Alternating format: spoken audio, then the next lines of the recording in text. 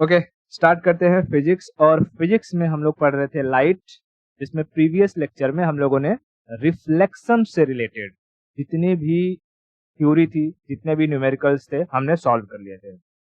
अब हम आज आगे चलते हैं रिफ्रैक्शन की तरफ। ठीक है, इस पे रिफ्रैक्शन।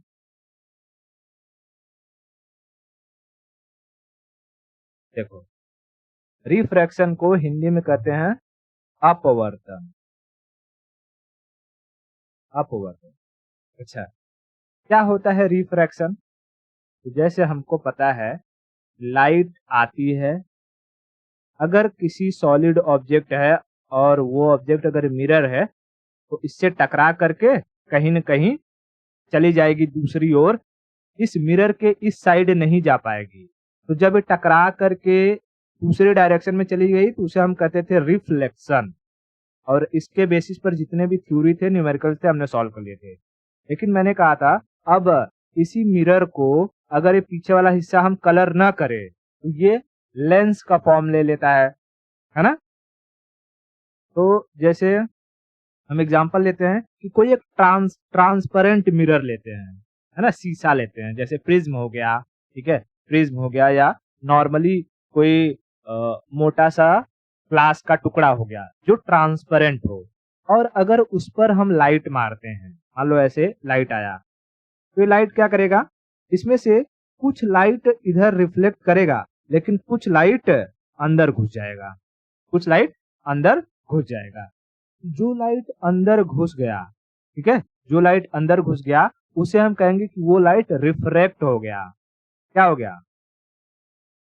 रिफ्रैक्ट हो गया। तो रिफ्रैक्शन क्या है? Refraction, refraction is nothing but when light enters one medium to another medium. जैसे अभी लाइट थी यहाँ एयर में, बरोबर, एयर में, उसके बाद ये था ग्लास, ग्लास, तो ये ग्लास में से इंटर करके बाहर निकली कि नहीं निकली, तो इसे क्या कहेंगे? रिफ्रैक्शन। यानी एयर क्या है? एक अलग मीडियम है, ग्लास क्या है? एक अलग मीडियम है। तो जब लाइट एक मीडियम से दूसरे मीडियम में इंटर कर जाए, वही क्या कहलाता है? रिफ्रैक्शन कहलाता है, अपवर्तन कहलाता है। Are you getting my point? अच्छा बताओ, जैसे मैं यहाँ पर बना रहा हूं, ये है पानी, पानी, अरे जो पीते हैं पानी, प्यास, ठीक है, पानी है। पानी पर मैंने यहाँ से एक लाइट गुजारी, ऊपर से आया लाइट, ऊपर क्या है? एयर, एयर एक माध्यम है, और ये नीचे क्या है? वाटर, वाटर एक माध्यम है। मान लो यहाँ से जो लाइट अंदर आई, ये अंदर घुस गई, तो बताओ इस प्रोसेस को हम क्या कहेंगे? रिफ्लेक्शन या रिफ्रैक्शन? रिफ्रैक्शन, रिफ्रैक्शन, ठीक है, रिफ्रैक्शन। इतना क्लियर हुआ? अब चलो हम इस रिफ्रैक्शन का प्रोसेस समझते हैं, और ये समझते हैं कि इसके जरिए हमें अपने लाइफ में क्या क्या चीजें ऑब्जर्व करने को मिलती हैं, ठीक है, या ये रिफ्रैक्शन हमें कहाँ कहाँ देखने को मिलता है। तो पहले हम रिफ्रैक्शन के बारे में कुछ बेसिक जानकारी ले लेते हैं कि जैसे ये मैंने वाटर बना दिया क्या वाटर है,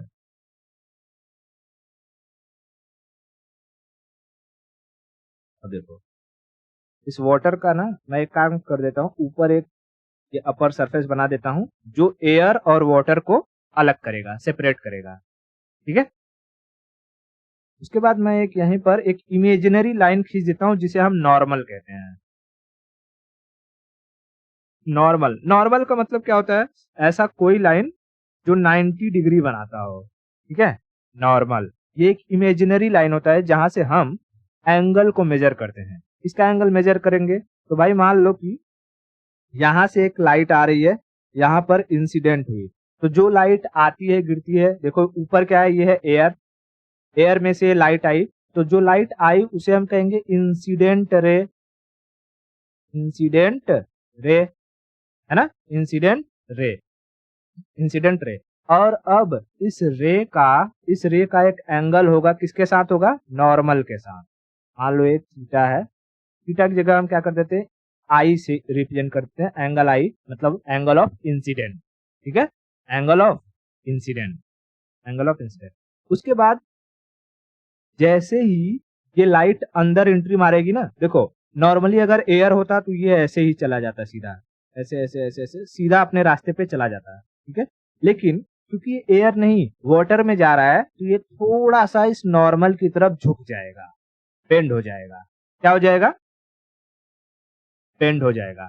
तो जब भी लाइट एक मीडियम से दूसरे मीडियम में इंटर करती है, ठीक है, दूसरे मीडियम में इंटर करती है तो वो नॉर्मल की तरफ झुक जाएगी या नॉर्मल से दूर चली जाएगी। अभी मैं समझाऊंगा कि ये किस किस सिचुएशन में होगा। देखो, जिस भी मीडियम के मॉलिक्यूल्स ना दूर दूर रहते हैं, जैसे मॉलिक्यूल्स बहुत दूर दूर रहते हैं, उन्हें हम कहते हैं रेयरर मीडियम। क्या कहते हैं? Rarer medium. रेयरर मतलब बहुत दूर दूर। अच्छा, जब हम वेव पढ़ रहे थे तो वेव में, साउंड वेव में मैंने बताया था कि साउंड वेव कुछ इस तरीके से चलता है ना? तो क्या होता था यहाँ पर, एक जो दूर दूर था उसे हम कहते थे रेयरर, और जो पास पास था उसे हम कहते थे कंप्रेशन, है ना? कंप्रेस हो गया है। तो सेम ऐसे ही जिस मीडियम के मॉलिक्यूल्स दूर दूर रहते हैं, जैसे मैंने ऊपर बनाया है एयर मॉलिक्यूल, तो उन्हें हम कहेंगे रेयरर। और जिस मीडियम के मॉलिक्यूल्स पास पास रहेंगे एज कंपेयर टू दूसरे मीडियम, उसे हम कहेंगे डेंसर। क्या कहेंगे? Denser, denser medium. तो अगर मैं पूछूं कि हवा में और पानी में ज्यादा डेंस कौन होता है, हवा या पानी? पानी ना, तो पानी को हम क्या कह देंगे? डेंसर। लेकिन वहीं पर अगर मैं पानी, जैसे एक जगह मैं लिखता हूं वाटर और एक लिखता हूं ग्लास, ग्लास, तो बताओ वाटर और ग्लास में रेयरर मीडियम कौन होगा और डेंसर मीडियम कौन होगा?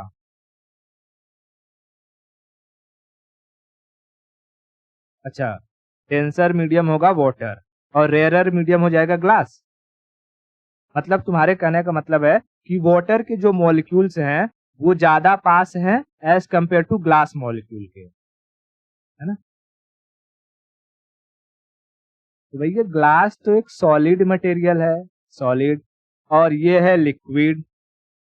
अगर ये थोड़ा सा भी साइंस किसी ने पढ़ा है तो उसको समझ में आता होगा।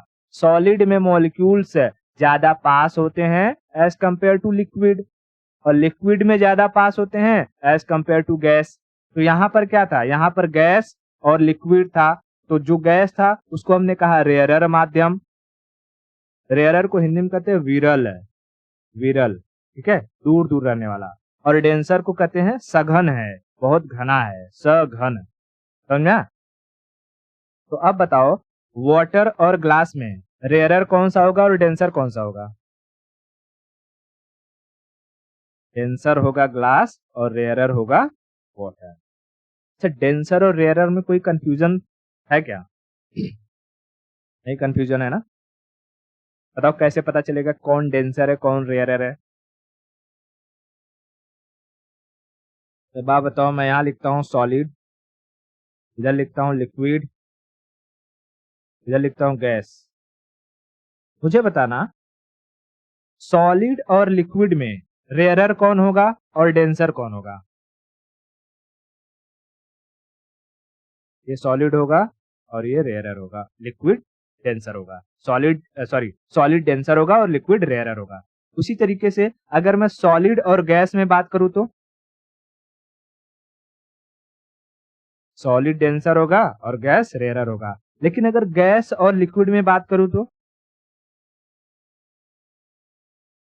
लिक्विड हो जाएगा डेंसर और गैस हो जाएगा रेयरर।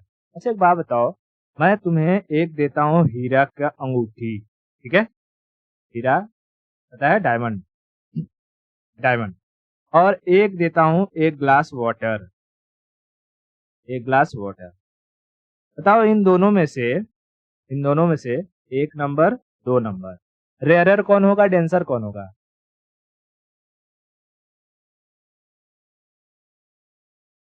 वाटर हो जाएगा रेयरर और ये हो जाएगा डायमंड हो जाएगा डेंसर, डायमंड हो जाएगा डेंसर। तो आई होप डेंसर और रेयरर का कंसेप्ट तो पूरी तरीके से एकदम क्लियर होगा। ठीक है, ओके, बहुत बढ़िया, आप समझते हैं। मैं फिर से वो डायग्राम बनाता हूँ। मान लेते हैं यहाँ नीचे है हमारा पानी, ब्लैक वाटर, जो बड़े लोग आजकल पीते हैं ना फिटनेस के लिए, वाटर, और ऊपर रखता हूं मैं एयर। एयर मैं एक खींचूंगा लाइन जिसको हम कहेंगे नॉर्मल। नॉर्मल क्या होता है? एक इमेजिनरी लाइन जहां से हम एंगल को मेजर करते हैं। किसके एंगल को? तो आने वाली रेज को, रेज के एंगल को, और जाने वाली रेज के एंगल को। अब देखो, यहां से आई रे, यहां से आई रे, और ये कहाँ एंट्री मारी? रेयरर माध्यम में या डेंसर माध्यम में? डेंसर में। यानी रे अगर रेयरर से डेंसर की तरफ आ रही है तो हमेशा नॉर्मल की ओर झुक जाएगी। क्या हो जाएगी? नॉर्मल की ओर झुक जाएगी। लेकिन यही उल्टा समझो, अगर रे डेंसर से रेयरर की तरफ जा रही है तो ये नॉर्मल से दूर चली जाएगी। ये नॉर्मल से क्या होगी? दूर चली जाएगी। ठीक है, नॉर्मल से दूर चली जाएगी। मैं इसको ऐसे थोड़ा सा बताता हूँ। मान लो ये यहां से गया, ये ऐसे हो जाएगा। ठीक है, इसका एंगल देखो ज्यादा हो जाएगा और इसका एंगल कम हो जाएगा। तो जस्ट उल्टा होता है।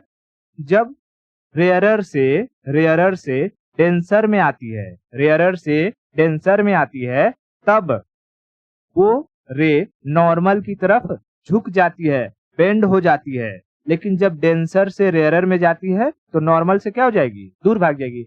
सिम एकदम उल्टा है कि नहीं उल्टा है?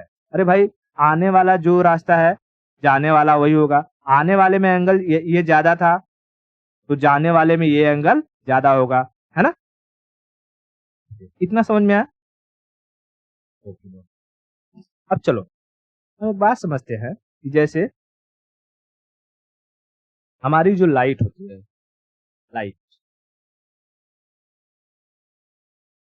लाइट की जो स्पीड है, स्पीड वैक्यूम में कितनी होती है? वैक्यूम यानी निर्वात में कितनी होती है? तो 3 × 10⁸ मीटर पर सेकेंड। ठीक है, या इसी को यूं कहो 3,00,000 किलोमीटर पर सेकेंड। ठीक है, 3,00,000 किलोमीटर पर सेकेंड। ठीक है, क्यों?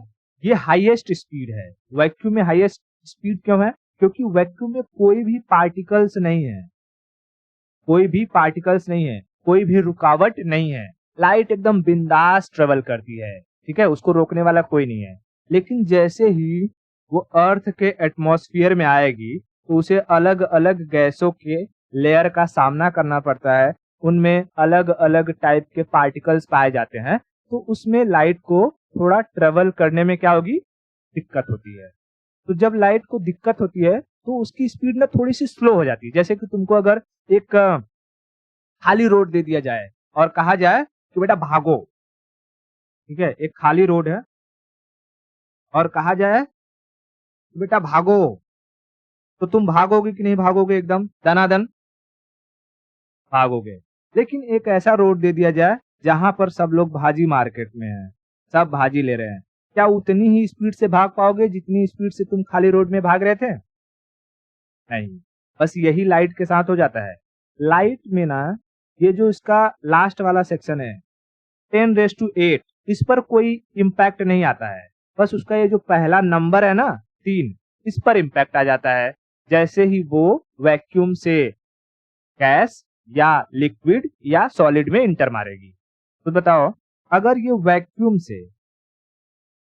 वैक्यूम से गैस में आएगी तो इसकी स्पीड में कमी आएगी। उसके बाद ये लिक्विड में आएगी तो और कमी आएगी, और गैस में सॉलिड में आएगी तो और ज्यादा कमी आएगी। इसीलिए मैंने बताया था, जब लाइट स्टार्ट किया था तभी बताया था कि लाइट की स्पीड सबसे ज्यादा कहाँ होती है? वैक्यूम में, उसके बाद गैस में, उसके बाद लिक्विड में, उसके बाद सॉलिड में। यानी सबसे कम तेजी से वो ट्रेवल करती है सॉलिड में। ठीक है, तो ये जो गैस हो गया, लिक्विड हो गया, सॉलिड हो गया, ये क्या है? एक मीडियम है, ठीक है, मीडियम। अब इसमें से मीडियम में वही दो टाइप होते हैं, कौन कौन से? रेयरर और डेंसर। आई होप रेयरर और डेंसर का कंसेप्ट क्लियर हो गया होगा। बहुत बहुत बढ़िया। अब देखो, ये जो लाइट की स्पीड कम हो रही है ना, दूसरे मीडियम में जाते ही, एक मीडियम से दूसरे मीडियम में जाते ही लाइट की स्पीड कम हो रही है, इसकी वजह से हमें ना कुछ अलग अलग चीजें समझनी पड़ेगी। जैसे जो चीज जहां पर है वहां पर ना हो करके कहीं और दिखाई देती है हमें। मतलब क्या होता है? मतलब पहले ये कंसेप्ट समझाओ, उससे पहले एक बात बताओ। जैसे ये आंख है, ठीक है, ये आंख है। हमें कोई भी चीज हमें कोई भी चीज क्यों दिखाई देती है?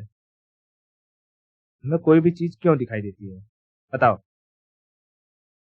या कैसे दिखाई देती है हमें कोई भी चीज? जैसे मैंने यहाँ पर एक पेड़ बनाया है, ठीक है, पेड़। ये पेड़ तुम्हें कैसे दिखाई देगी? मतलब कि ऐसा क्या हो रहा है कि ये पेड़ तुमको दिखाई दे रहा है? Any idea? हाँ, क्या हो रहा है? देखो, तुमने दुनिया भर में आज मतलब तुम्हारी आंखें हर चीज देख रही हैं, लेकिन तुम्हें पता नहीं है कि क्या हो रहा है कि वो मुझे दिखाई दे रही है। सिंपल सी बात है। देखो, यहाँ हमारा होता है सूरज, सूरज से आती है लाइट, लाइट हर एक ऑब्जेक्ट पर पड़ती है। इस लाइट में होते हैं 7 कलर, है ना, बयानी, हपी, नाला। अब उसमें से जैसे पेड़ अगर हरा है तो पेड़ क्या करेगा? बाकी सातों कलरों में से सारे कलर को एब्जॉर्ब कर लेगा और हरे कलर को इमिट करेगा। और यही हरा कलर कहाँ जाएगा? हमारी आंखों पर पड़ेगा और आंखों से जाएगा सीधा हमारे माइंड पर। माइंड, और माइंड में कलर के लिए अलग अलग सेक्शन बने होते हैं हर कलर को पहचानने के लिए, ठीक है। और माइंड देखते ही तुरंत बता देता है कि ये हरा कलर का पेड़ है या सूखा पेड़ है या लाल घोड़ा है या घोड़ी है। समझ में आ गया? तो कोई भी चीज हमें कैसे दिखाई देती है? जब उस पर लाइट पड़ती है, वो लाइट को रिफ्लेक्ट करता है, वो रिफ्लेक्टेड लाइट हमारी आंखों पर आती है और हमारा ब्रेन फंक्शन करता है और हमें समझ में आ जाता है कि क्या है। अगर लाइट पड़े ही ना तो क्या चीज हमें दिखाई देती है? कुछ भी नहीं। इसीलिए रात में हमें कुछ दिखाई नहीं देता है, देखने के लिए हम मोबाइल का टॉर्च जलाते हैं, है कि नहीं? हाँ। तो अब समझ में आ गया कि तुम्हारी आंखें कैसे काम कर रही हैं, दिखाई कैसे दे रहा है। हाँ। अब इसके बाद आगे समझते हैं। देखो, तो भाई हमको पता है, हमारे ब्रेन को ना आदत है, इसको पता है कि ये लाइट हमेशा स्ट्रेट डायरेक्शन में आएगी और इसकी स्पीड हमेशा 3 × 10⁸ मीटर पर सेकेंड ही होगी, ठीक है। हमारे आंख को ये आदत है। तो मान लेते हैं कि हम एक एक्सपेरिमेंट करते हैं और देखते हैं कि इसकी वजह से हमें क्या आभास होता है, जो चीज जहां पर है वहां पर ना होकर के कहीं और क्यों दिखाई देता है। जैसे मैंने ले लिया एक ग्लास, ग्लास में भर दिया पानी। ये एक्सपेरिमेंट तुम घर पर भी कर सकते हो, कोई दिक्कत नहीं है, ठीक है। मैंने ग्लास में क्या भर दिया है? पानी। अब मैं पानी अगर भर दिया इसमें, मैं इसमें एक डाल दूंगा पेंसिल। क्या डाल दूंगा? पेंसिल डाल दूंगा भाई। चलो पेंसिल आ जाओ। यहाँ मैंने डाल दिया एक पेंसिल, ठीक है।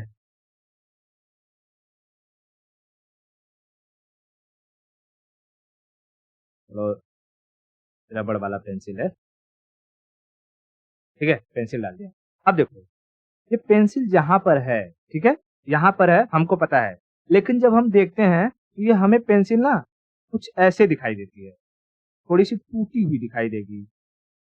समझा? ऐसे लगेगा कि ये पेंसिल वहां पर ना होकर के ये यहाँ पर है, ठीक है, यहाँ पर है। क्यों ऐसा होता है तो इसके बारे में समझते हैं, ठीक है। देखो, अब हम ये यहाँ पर मैं एक नॉर्मल पहले खींच देता हूँ और देखो, जब हमको पता है कि ये पेंसिल हमें कब दिखाई देगी, जब यहाँ से लाइट आएगा और इस पर पड़ेगा और रिफ्लेक्ट हो करके मैं यहाँ पर आंख बना दूं ताकि तुम्हारे आंखों पर जाए। ठीक है,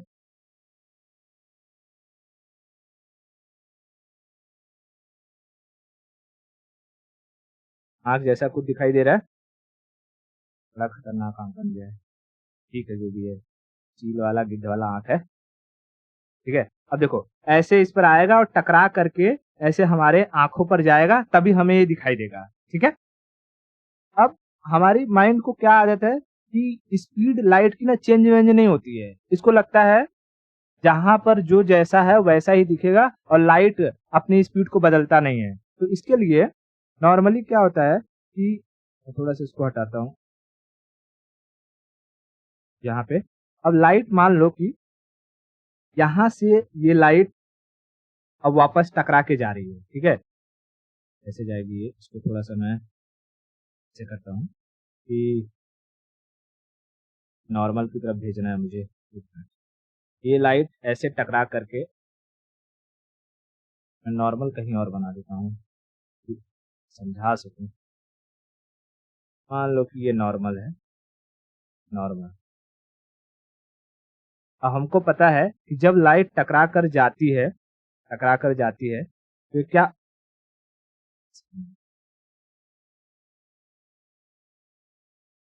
क्योंकि एक मिनट है से कुछ दो पॉइंट लेता हूँ जहां से लाइट टकरा कर जाए। एक पॉइंट ये ले लेता हूँ, पॉइंट ये ले लेता हूँ ताकि ये समझा सकूं कैसे टकराव होगा। एक ये पॉइंट जाएगा आंखों में और एक ये पॉइंट जाना चाहिए। ये उल्टा हो जा रहा है, मुझे लगता है हमें पेंसिल को दूसरे डायरेक्शन में या आंख को ही दूसरे डायरेक्शन में करना पड़ेगा, नहीं तो इधर से रे बन नहीं रही है। मैं आंख को काम करता हूँ, आंख को इधर रख देता हूँ, ये इधर रख दूँ आंख को। तो भाई आप इधर आ जाओ। ठीक है, ये अब देखो यहाँ से मैं नॉर्मल खींचता हूँ, एक नॉर्मल। अब अमूमन क्या होना चाहिए कि जैसे ही लाइट इस पर गिरेगी, ठीक है, इमेज बनने के लिए हमें पता है कि कम से कम 2 किरणों की जरूरत पड़ती है। ठीक है, तो जब लाइट ऐसे जाती है तो हमारी आंख को क्या लगता है कि लाइट सीधा गई है और सीधा ही आ रही है। लेकिन लेकिन नॉर्मली ये होता क्या है, हमको पता है कि जब भी ये कौन सा मीडियम है, डेंसर मीडियम है, डेंसर मीडियम, और ये है रेयरर मीडियम। और डेंसर में से रेयरर में जब लाइट जाती है तो ये क्या होती है, लाइट, ये लाइट नॉर्मल से दूर भाग जाती है ना, नॉर्मल से दूर भाग जाएगी। तो जब ये लाइट ऐसे यहाँ से जाएगी ना, तो ये थोड़ा सा, अगर नॉर्मल मेरा इधर उधर हो जा रहा है, लाइट ये अगर नॉर्मल रहेगा, ये ऐसे जा करके, ये सीधा न जा करके ये थोड़ा सा दूर भाग जाएगी नॉर्मल से, ऐसे हो जाएगी। ठीक है, ये दूर जाएगी और ये भी नॉर्मल से थोड़ा सा दूर चली जाएगी। अगर हम थोड़ा सा इस नॉर्मल, इसके पॉइंट को और इसके पॉइंट को हम यहाँ पर लाएंगे ना, देखेंगे तो ये इमेज जो यहाँ है वो आकर के दरअसल यहाँ पर बनती हुई नजर आती है, ऊपर बनती हुई नजर आती है। ठीक है, ऊपर बनती हुई नजर आती है। इसके लिए जब हम इसमें कोई भी पानी में जैसे पेंसिल डालते हैं तो पेंसिल हमें ब्रोकन दिखाई देता है, लगता है कि टूटा हुआ है। या सिक्का, पानी में, ग्लास में हम क्या कर देते हैं, सिक्का डाल देते हैं। जैसे ये ग्लास है और ग्लास में पानी, और इसमें अगर हम कॉइन डाल देंगे तो कॉइन जो होगा, तो जैसे मैंने यहाँ पर नॉर्मली कॉइन यहाँ रखा हुआ है, ठीक है, ये कॉइन की असली जगह है, लेकिन कॉइन हमें कुछ यहाँ दिखाई देगा, कॉइन हमें ऊपर दिखाई देता है। समझ में आ रहा है? तो कोई भी चीज अपनी रियल जगह से हट करके कहीं दूसरी जगह पर दिखाई देती है, किस वजह से? वो रिफ्रैक्शन की वजह से होता है। क्योंकि लाइट जो है एक मीडियम से जब दूसरे मीडियम में इंटर करती है तो वो अपनी स्पीड को चेंज कर देती है, लेकिन हमारा दिमाग उस चीज को एक्सेप्ट नहीं कर पाता है। वो उसे ही सच मानता है, उसको लगता है कि भाई ये यही डायरेक्शन है, सीधी डायरेक्शन में ही आ रही है। समझा? तो देखो यहाँ पर कोई भी चीज जैसे नॉर्मली हम देखेंगे कि ये क्या है तुम्हारा क्लास में रखा हुआ पेंसिल टूटा हुआ क्यों नजर आता है? रिफ्रैक्शन की वजह से। कोई अगर मछली मार रहा है और उसको दिख रहा है कि मछली यहाँ पर है, तो एक्चुअली में मछली यहाँ नहीं है, वो कहीं और पर है। समझ में आ रहा है? कोई कहीं और है। उसी तरीके से जब सुबह सुबह होता है ना, सूरज जब उगता है, मैं बता रहा हूँ कि जैसे ये हमारी पृथ्वी, मैं पृथ्वी बनाता हूँ थोड़ा सा, पृथ्वी है और उसके बाद दूर बहुत हो सूरज, ठीक है, सूरज है। तो क्या होता है कि पृथ्वी तो घूम रही होती है, लेकिन हमको क्या लगता है कि सूरज ऊपर नीचे हो रहा है ना? ईस्ट से वेस्ट सूरज जा रहा है। तो सुबह सुबह कैसा होता है, जब सूरज थोड़ा सा नीचे ही होता है ना, इस रिफ्रैक्शन की वजह से, क्योंकि पृथ्वी के चारों तरफ क्या है, गैसेज हैं, और इसकी जो लाइट आती है वो आना चाहिए सीधा, लेकिन सीधा आने के बगैर वो वैक्यूम से जब इसमें गैस में इंटर मारती हैं तो थोड़ा सा मूव कर जाती हैं, और मूव करने की वजह से सूरज जो यहाँ पर है वो यहाँ पर न दिख करके हमें थोड़ा सा ऊपर दिखने लगता है, तो जो सुबह का सूरज हमें दिखता है ना कि एकदम ऊपर आ गया है, निकल गया है, वो दरअसल उगा नहीं रहता है, उसकी पोजीशन कुछ और रहती है, लेकिन रिफ्रैक्शन की वजह से हमें सूरज कहाँ दिखता है, ऊपर दिखने लगता है। सेम वही प्रोसेस होता है जब सूरज डूबता है, ठीक है, सूरज डूब गया रहता है, लेकिन रिफ्रैक्शन की वजह से ऐसा लगता है कि सूरज अभी निकला हुआ है, अभी ऊपर ही है। समझ में आया?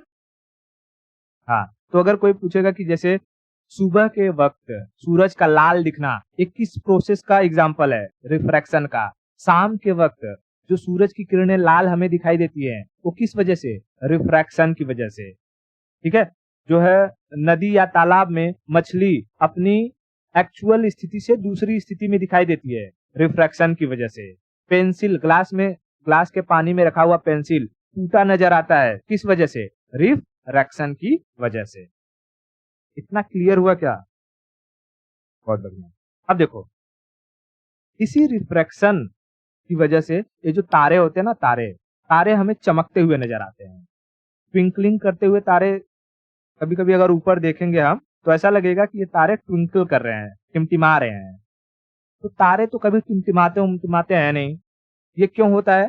तारों से आने वाली जो रोशनी है वो जब हमारे एटमॉस्फेयर में पड़ती है तो तारों का पोजीशन चेंज होते रहता है। तो जब कोई चीज जैसे लाइट है उसको हम एक जगह से दूसरी जगह मूव करवाएं तो तुमको कैसा लगेगा, भग भुक लाइट जो है बुझ रही है, ये हो रही है, बुझ रही है।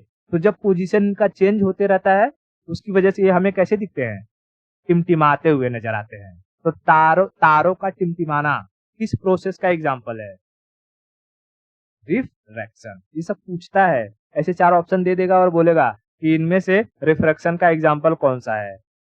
समझा? ओके, तो इतना रिफ्रैक्शन क्या होता है और उसके क्या क्या एग्जाम्पल है, क्लियर हो गया? ओके, अब देखो, इसी रिफ्रैक्शन से रिलेटेड कई सारे जो साइंटिस्ट थे उन लोगों ने अलग अलग नियम दिए। उसी में एक फेमस नियम है Snell's law. Snell's law, Snell's law, ठीक है, स्नेल्स लॉ। कौन था भाई? तो ये थे, उन्होंने एक बात कही स्नेल साहब ने कि जब कोई एंगल आता है, मतलब कि जब कोई रे आती है, मान लो ये नीचे है डेंसर मीडियम और ऊपर है रेयरर मीडियम। तो रेयरर मीडियम से डेंसर मीडियम में जब रे आएगी कोई, तो एंगल बनाएगी। जैसे एक होगा ये इंसिडेंट और एक होगा, थोड़ा सा इधर झुक जाएगा, रिफ्रैक्टेड, ठीक है, रिफ्रैक्टेड। तो ये होगा एंगल ऑफ इंसिडेंट और ये होगा एंगल ऑफ रिफ्रैक्शन। तो इन्होंने कहा कि हम इस एंगल के बेसिस पर ये पता कर सकते हैं कि किस मीडियम में लाइट की स्पीड कितनी होगी, ठीक है, किस मीडियम में लाइट की स्पीड कितनी होगी। उसके लिए उन्होंने एक साइन का यूज किया जिसको कहा जाता है म्यू। उन्होंने कहा mu is equal to sine i upon sine r. I क्या है? एंगल ऑफ इंसिडेंट, और आर क्या है? Angle of refraction. और म्यू क्या है? तो म्यू को कहते हैं रिफ्रैक्टिव इंडेक्स। रिफ्रैक्टिव इंडेक्स क्या होता है? यह रिफ्रैक्टिव इंडेक्स यही चीज बताता है कि लाइट की स्पीड किस मीडियम में कितनी होगी।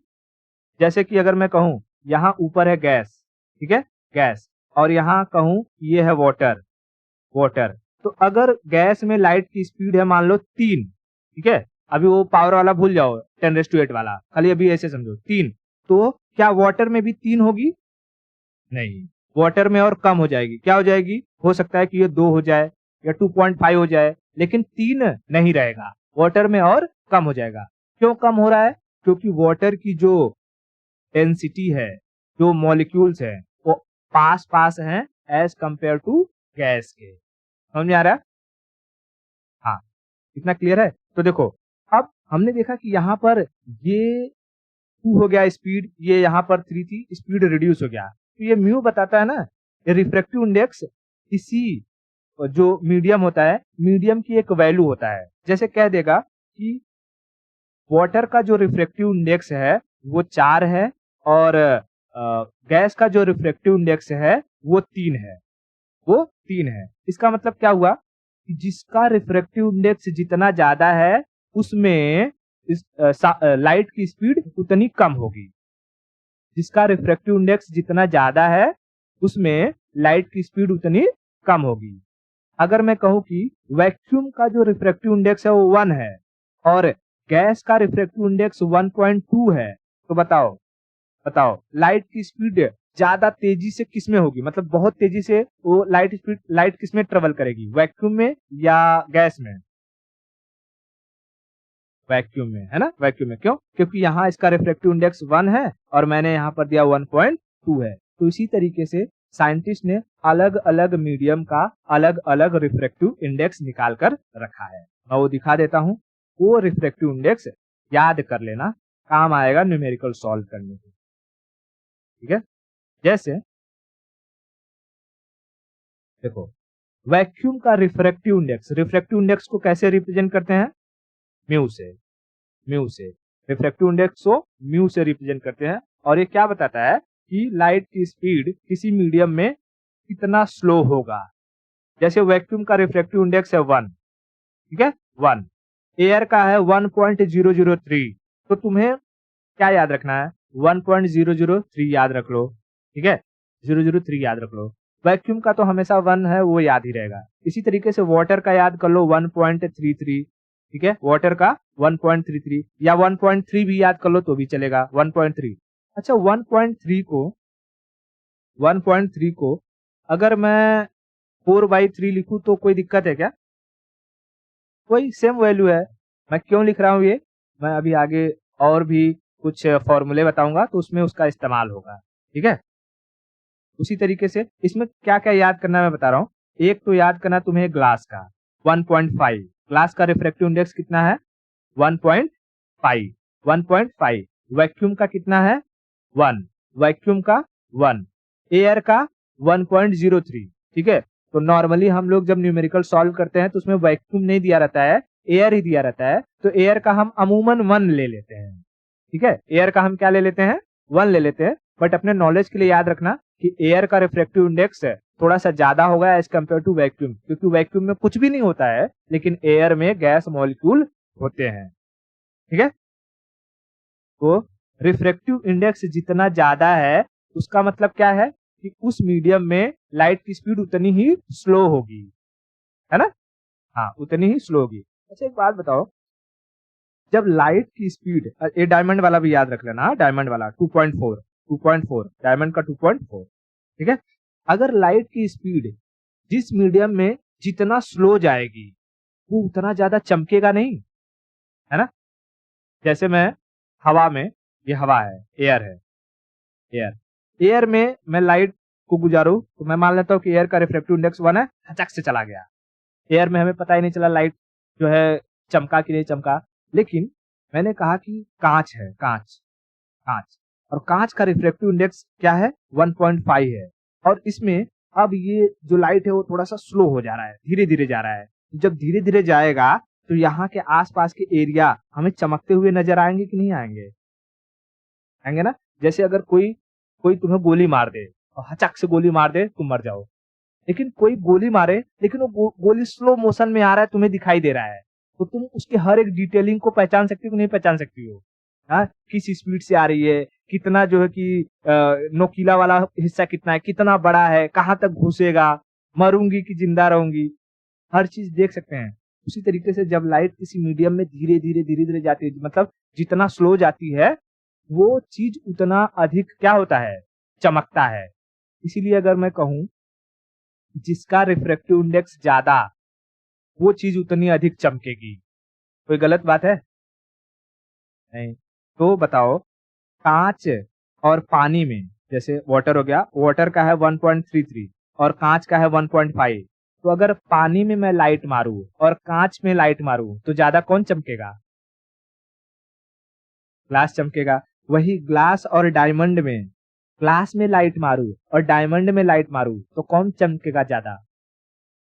डायमंड। ठीक है। हालांकि मैं टोटल इंटरनल रिफ्लेक्शन बताऊंगा तो उसमें भी एक कंसेप्ट आता है कि डायमंड कटिंग कुछ इस तरीके से होती है कि लाइट उसी के अंदर ना टकराने लगती है, जिसकी वजह से डायमंड और ज्यादा चमकता है। वो लाइट बाहर जल्दी नहीं आ पाती है, बाहर आने से पहले वो टकराने लगती है, जिसकी वजह से डायमंड ज्यादा चमकीला दिखाई देता है। ठीक है। ये मोटे मोटे तौर पर रिफ्रैक्टिव इंडेक्स क्या होता है, ये पहले समझ में आ गया कि नहीं? स्नेल्स लॉ वगैरह और 3 नियम है, उससे रिलेटेड न्यूमेरिकल्स हम उसको नेक्स्ट लेक्चर में करेंगे। लेकिन अभी ये याद हुआ, वैक्यूम का रिफ्रैक्टिव इंडेक्स क्या है? 1। एयर का नॉर्मल 1 ही लेना है। ठीक है, नॉर्मल 1 ही ले लेना, क्योंकि वैक्यूम दिया नहीं रहता है, वो एयर ही दिया रहता है। वाटर का याद रखना 1.33। 1.33 को हम क्या लिख सकते हैं? 4/3, 4/3। और ग्लास का 1.5, तो ग्लास अगर 1.5 है यानी 1.5, तो 1.5 को मैं 3/2 लिख दूं, चलेगा?